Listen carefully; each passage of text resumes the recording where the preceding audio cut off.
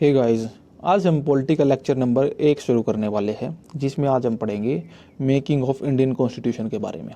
सबसे पहले हमें जानना होगा कॉन्स्टिट्यूशन है क्या।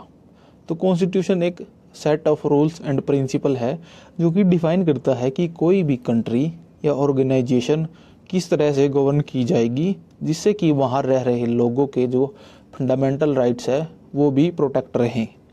साथ ही साथ हम जानेंगे कि हमें कॉन्स्टिट्यूशन की ज़रूरत ही क्यों है। क्या हमारे लिए डिक्टेटरशिप या कॉन्स्टिट्यूशनल मोनार्की ये मतलब अच्छे नहीं है। तो कॉन्स्टिट्यूशन की हमें ज़रूरत ही किस लिए है। सबसे पहले रीज़न आता है कि हमें to limit the powers of state. जो स्टेट है, जो कोई गवर्नमेंट है या जो कोई भी रूलिंग पार्टी है, उसकी जो पावर्स है उनको लिमिट करने के लिए हमें कॉन्स्टिट्यूशन एक ऐसी चीज़ मिली है जो कि उन पर दायरा लगाता है। भाई एक दायरे के अंदर ही सीमित उनको पावर मिली है। दूसरा है जो वहाँ पर लोग हैं और जो स्टेट है, मतलब स्टेट मीन्स कंट्री, उनके जो बीच में जो रिलेशनशिप है उसको डिफाइन करने के लिए हमें कॉन्स्टिट्यूशन में जगह दी गई है। तीसरा है जो भी हमारे कॉन्स्टिट्यूशन के जो 3 मेन ऑर्गन्स है, जो 3 मेन पिलर्स है, लेजिस्लेटिव, एग्जीक्यूटिव एंड जुडिशरी, इनके रोल के बारे में कॉन्स्टिट्यूशन में अच्छे से मेंशन किया गया है। लेजिस्लेटिव तो जैसे कि हमारे द्वारा इलेक्ट किए गए जो पॉलिटिशियंस है वो हमारे लिए लॉ बनाते हैं, वो आते हैं लेजिस्लेटिव के अंडर। एंड एग्जीक्यूटिव में आते हैं मेनली ब्यूरोक्रेट्स, भाई जो हमारे आईएएस या आईपीएस या एनी अदर मतलब जो भी ब्यूरोक्रेट्स होते हैं जो हमारे लिए उनको लॉज को इम्प्लीमेंट करवाने का काम करते हैं, वो आते हैं एग्जीक्यूटिव में। एंड जुडिशरी का फिर आपको पता ही है, जो लेजिस्लेटिव एंड एग्जीक्यूटिव दोनों को ध्यान में रखकर मतलब दोनों से अच्छी तरह से काम करवाने के लिए सक्षम हो, तो इनके यही तीनों के ऑर्गन्स के अच्छी तरह से रोल्स डिफाइन किए गए हैं कॉन्स्टिट्यूशन में। इसलिए भी हमें कॉन्स्टिट्यूशन की बहुत ज़्यादा आवश्यकता है। And next is to lay down the basic philosophy of people of nation. भाई इसमें बेसिकली आते हैं जो हमारे फंडामेंटल ड्यूटीज़ हैं।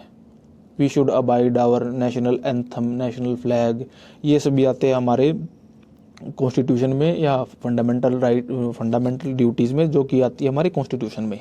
अगले आते हैं to define the rights of citizen. ये है सबसे इम्पोर्टेंट पार्ट कि जो भी हमारे फंडामेंटल राइट्स है उनका भी हनन न हो सके, उनको प्रोटेक्ट किया जा सके। जैसे राइट ऑफ फ्रीडम है, राइट टू एक्सप्रेस है, राइट टू स्पीच है, एंड और भी बहुत सारे जो हमारे फंडामेंटल राइट्स है उनका हनन न हो सके, वो प्रोटेक्ट किए जा सके। यह लिखा गया हमारे कॉन्स्टिट्यूशन में। अगला आता है टू रिप्लेस कॉलोनियल लॉज। देखिए जैसे कि वर्ल्ड वार 2 के बाद में जो ब्रिटिशर्स है जो अपनी हमें कॉलोनी बनाए हुए थे वह निकल गए थे, तो उसके लिए हमें उनके बाद में आज़ादी मिलने के बाद में हमें अपनी कंट्री को चलाने के लिए कई तरह के ऑप्शंस थे हमारे पास में। भाई जैसे हम डिक्टेटरशिप बन सकते थे और मोनार्की हो सकती थी, पर हमने यहाँ पे चुना था डेमोक्रेसी। और डेमोक्रेसी के लिए हमें चाहिए होती है कॉन्स्टिट्यूशन। और कॉन्स्टिट्यूशन बनाने के लिए इसी पर्पज़ के लिए हमें कॉन्स्टिट्यूएंट असेंबली का गठन करना पड़ा, जो कि हमने किया था 9 दिसंबर 1946 के लिए, 40 के दिन। कॉन्स्टिट्यूएंट असेंबली की फॉर्मेशन हुई थी, 299 मेंबर थे जो कि इनडायरेक्टली इलेक्टेड थे बाय द प्रोविंशियल लेजिस्लेचर के द्वारा। और जो इसमें डाइवर्सिटी का भी बहुत अच्छे से ख्याल रखा गया था, क्योंकि इंडिया है जो बहुत ही डाइवर्सिफाई कंट्री है, वहाँ पर हर एक एथनिसिटी, हर एक रेस, हर एक रिलीजन, हर एक कास्ट के लोग रहते हैं। और इसी को मद्देनज़र रखते हुए इसकी जो लीडरशिप है उसमें अलग अलग डाइवर्सिफाई लोग लिए गए थे, जिसमें कि various communities, religions and regions से लोगों को लिया गया था। इसकी मेनली जो कॉन्स्टिट्यूएंट असेंबली की वो लीडरशिप थी वह थे जैसे कि डॉक्टर भीमराव अंबेडकर जी जो कि चेयरमैन थे ड्राफ्टिंग कमेटी के, एंड राजेंद्र प्रसाद जी जो कि प्रेसिडेंट थे असेंबली के, एंड जवाहरलाल नेहरू जी। इन जैसे कद्दावर नेता को हमारी कॉन्स्टिट्यूएंट असेंबली की लीडरशिप संभालने को दी गई थी।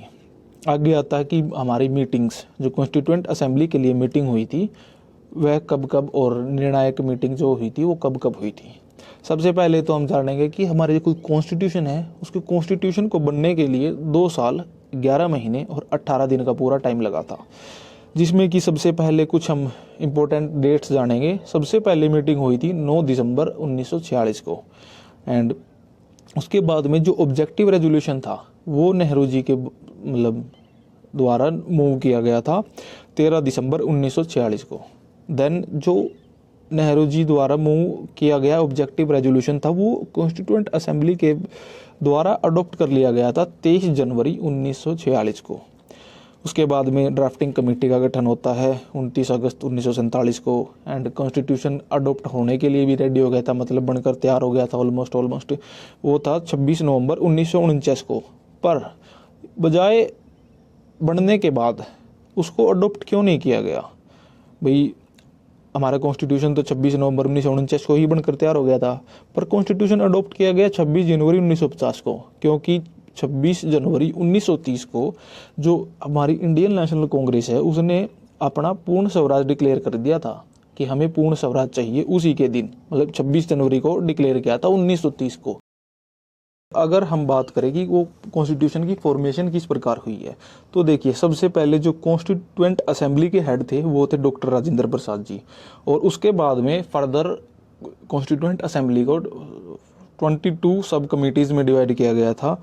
और जो कॉन्स्टिट्यूट असेंबली थे वो रिपोर्ट्स भेजती थी सर BN राव को, जो थे हमारे कॉन्स्टिट्यूशनल एडवाइज़र। कॉन्स्टिट्यूएंट असेंबली के बाद में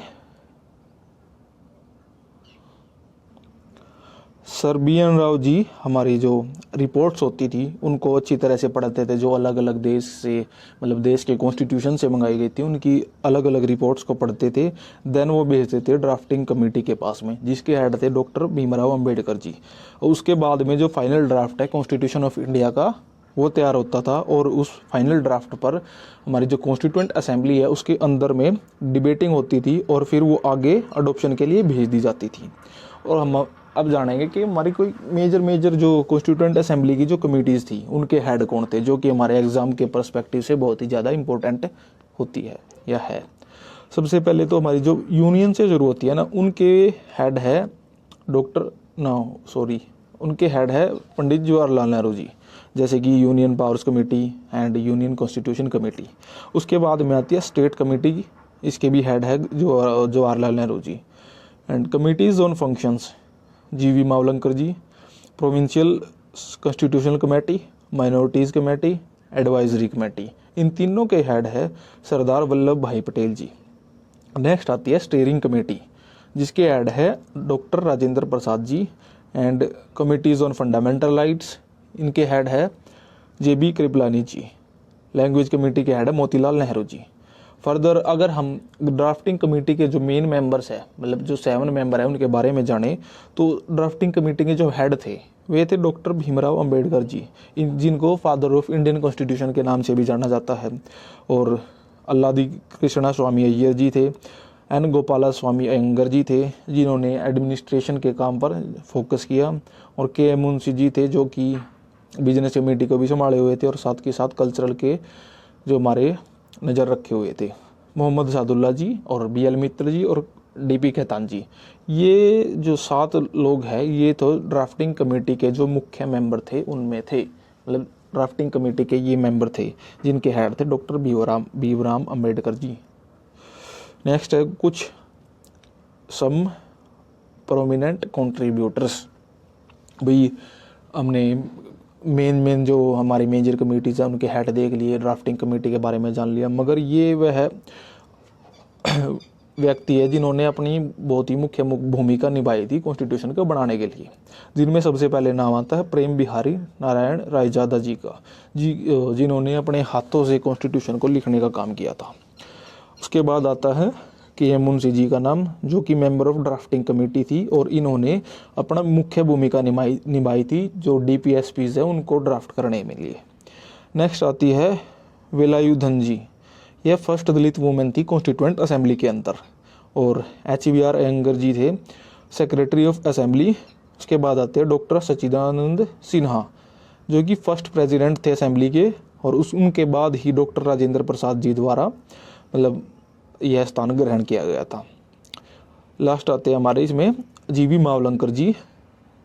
and when constituent assembly worked as provincial parliament he presided the assembly. ठीक है जी। और अब बात करते हैं कुछ मुख्य महिलाओं के बारे में जो कि हमारी कॉन्स्टिट्यूएंट असेंबली में काम कर रही थी या जो उनकी मुख्य भूमिका रही थी कॉन्स्टिट्यूएंट असेंबली में। देखिए वैसे तो पूरे कॉन्स्टिट्यूएंट असेंबली में 299 मेंबर्स थे, मगर वुमेन्स का रोल इसलिए ज़्यादा इम्पोर्टेंट हो जाता है क्योंकि 299 में से 15 मेंबर ही हमारी वीमेन थी, जिनमें सबसे पहले नाम आता है हंसा मेहता जी का। इन्होंने gender equality and equal rights for women के लिए अपनी आवाज़ उठाई थी। नेक्स्ट है हमारी Sarojini Naidu ji. She was also known as the nightingale of India and she championed women empowerment and social reforms.